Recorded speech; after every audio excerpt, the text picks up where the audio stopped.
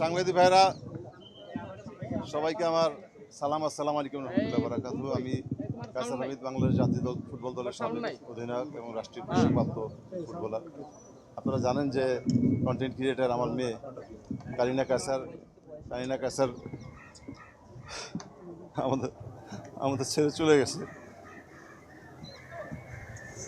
এবং আপনারা সবসময় নিউজ করেছেন সে যখন ভর্তি হইল 5 তারিখ যখন এবারকারে ভর্তি হইল তখন ডে 1-এ টেস্ট করে যখন জানা গেল যে she is been affected by hepatitis A এবং ই, তার মানে এই এ এবং এর চিকিৎসা বাংলাদেশে নাই। একটু মাইকটা বন্ধ করুন। এর এবং এটা এফেক্টেড হলে এটা লিভার ফাংশন 60 to 70% প্রথমেই ড্যামেজ হয়ে যায়।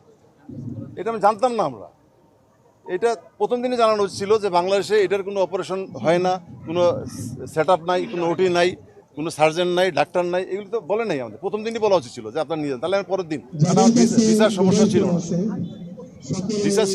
ভিসার তো কোনো সমস্যা ছিল না, পরের দিন নিতে পারতাম। তো অনেকে আমার জিজ্ঞেস করে যে ডাক্তারদের গাফিলতি আছে নাকি।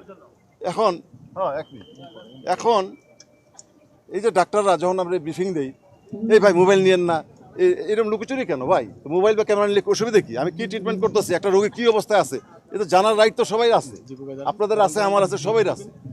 তারা কি বলে ব্রিফিংটা দেওয়ার পরে বলে যে ভিডিও করেন না, আমাদের ইয়ে করেন না,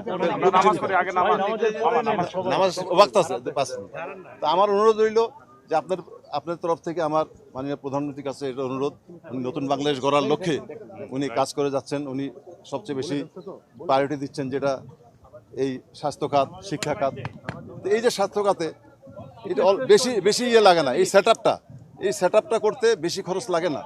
অথচ এই সেট আপটার জন্য, এই সেট আপ করার জন্য বিগত কোনো সরকারই এটা করেনি।